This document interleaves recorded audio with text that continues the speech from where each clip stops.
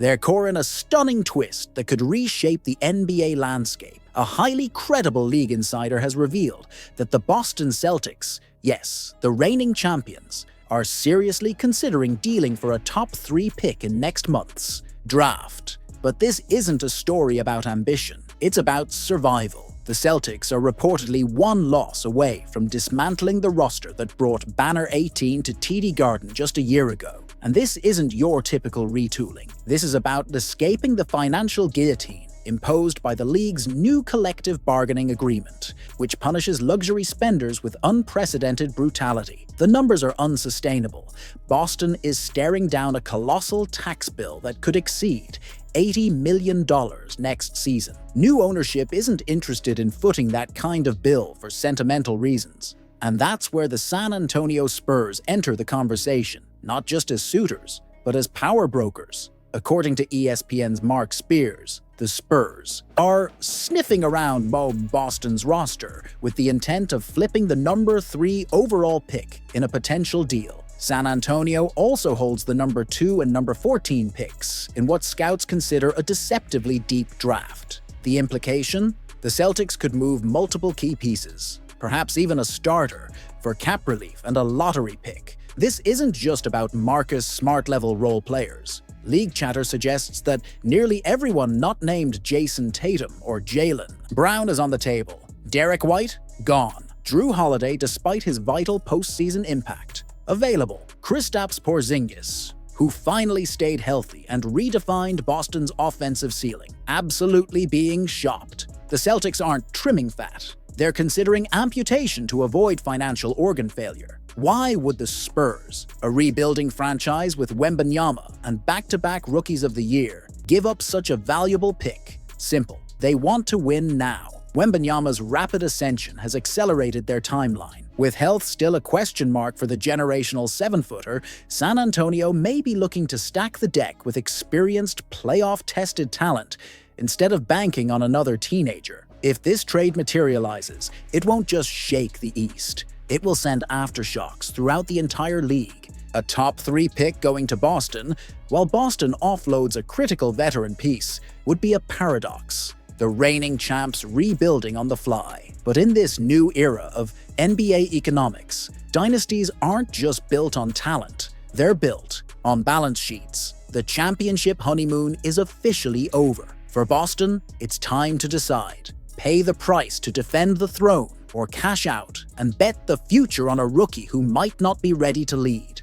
The Celtics might be plotting the most shocking draft heist in NBA history. Cooper Flagg could be their target in a move that could flip the NBA's power structure on its head. The Boston Celtics are reportedly eyeing none other than Cooper Flagg, the consensus top pick and generational phenom out of Duke, despite holding the 28th pick in this year's NBA draft. Let that sink in. The team that just steamrolled its way through the Eastern Conference is allegedly scheming to pull off what would be the most audacious draft trade in modern league memory, leapfrogging 27 other selections to potentially claim the most coveted prospect in over a decade. This isn't just due diligence. This feels like a storm brewing behind the scenes. According to NBA insider Kevin O'Connor of Yahoo Sports, the Celtics have not only interviewed projected top 5 pick Tree Johnson, arguably the purest shooter in the class, but also Cooper Flagg himself. That's right,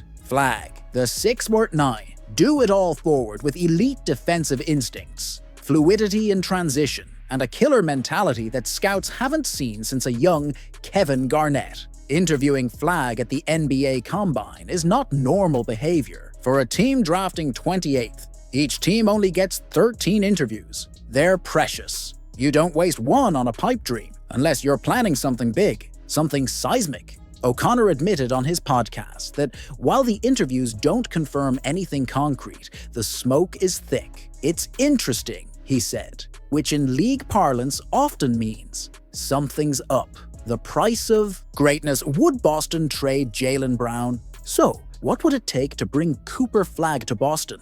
Let's be clear, a top 3 pick is nearly untouchable. The number 1 pick, that's borderline sacred, especially this year, with Flagg projected as a franchise cornerstone. But there is one possible path: the Dallas Mavericks. Dallas owns. The top pick following a stunning lottery win. Their core of Luka Doncic and Kyrie Irving is in win-now mode, but they're on borrowed time. Doncic needs help today, not in 5 years. That's where Boston enters the picture. Jaylen Brown, a 4-time All-Star, All-NBA wing, Finals MVP candidate, could be the golden key. A trade centered around Brown for the #1 pick is controversial, but not impossible. Dallas gets another All-Star to flank Doncic and Irving in a 3-headed attack, keeping their championship window alive while bypassing Flagg's development curve.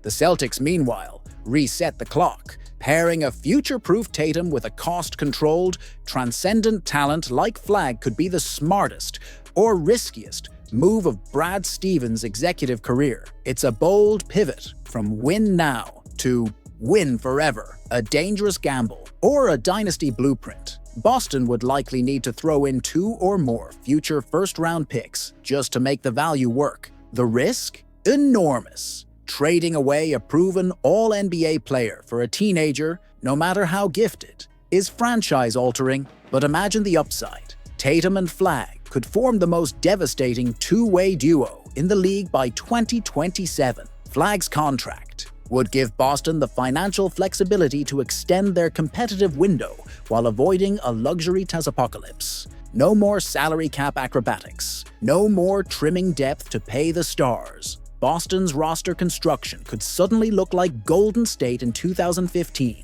lethal, young, and locked in for the next 5 years. But if Flagg fails to live up to the hype, if he turns into just another great college player, Boston could be left with a crater where its contender once stood. This isn't a rumor, it's a tectonic possibility. If Brad Stevens truly has the audacity to pull this off, it wouldn't just reshape the Celtics, it would shake the foundation of the league. Draft night could go from predictable to legendary in seconds. Keep your eyes on Boston. The quiet storm might be about to explode. The Boston Celtics' 2024-25 season didn't just end, it collapsed in public view. What was supposed to be a championship campaign crumbled under the bright lights of Madison Square Garden with a humiliating 119-81 blowout loss to the Knicks. In Game 6, Jason Tatum's injury was the tipping point, but let's not pretend it was the sole cause. The truth? This team was held together by tape, hope, and a refusal to face structural problems that have been looming for years. Now, Boston stares down a brutal offseason, one not defined by tweaks or fine-tuning, but by reckoning. The Celtics are trapped in a luxury town nightmare with minimal cap flexibility and a core that looks a step slower and a year older. Their theoretical 4-year window slammed shut with a thud, and there are no clear paths forward that don't involve painful sacrifices. The heart of this offseason is a glaring question of identity. What kind of team is Boston trying to be in 2025? Do they still believe in a too-big system? Is their defensive foundation sustainable if their key players can't stay on the floor? And perhaps most critically, who steps in when the stars fall? Al Horford, the spiritual anchor of this franchise, is an unrestricted free agent. But let's be honest, nostalgia cannot fill box scores. At nearly 39, Horford's presence, while emotionally comforting, is a luxury the Celtics can no longer afford. The NBA isn't sentimental, it's ruthless. And the cold truth is that valuable minutes spent on Horford are minutes not given to the next generation. It's not just about replacing Al, it's about evolving beyond him. And that brings us to Luke Kornet, the unassuming, oft-overlooked big man who may quietly hold more value than anyone's willing to admit. When chaos struck in Game 5, Kornet was the lone bright spot, swatting 7 shots, hauling in 9 boards, and playing with a level of urgency that put his teammates to shame. It wasn't just a good game,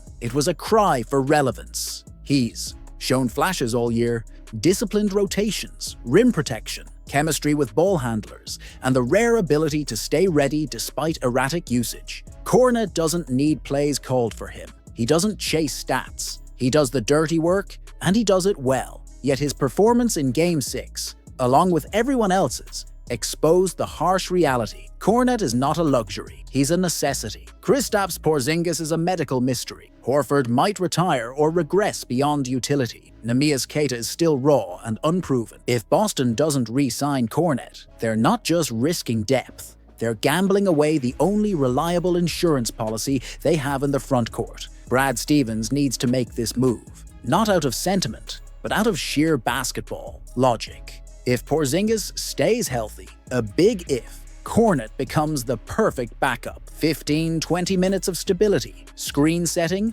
help defense, and a locker room presence that doesn't demand touches or attention. In a league full of inflated egos and stat chasers, that's rare. The Celtics can't afford to romanticize the past or rely on hypotheticals. This offseason is a crossroads. They either face the uncomfortable truths and rebuild a front court with real depth, or they cling to fading ideals and watch the East pass them by. Kornet won't be the headline, but he might be the decision that defines how Boston survives the fallout of 2024-25, with seemingly limited options. Rehiring a rotation piece like Kornet should be a priority for the Celtics this offseason.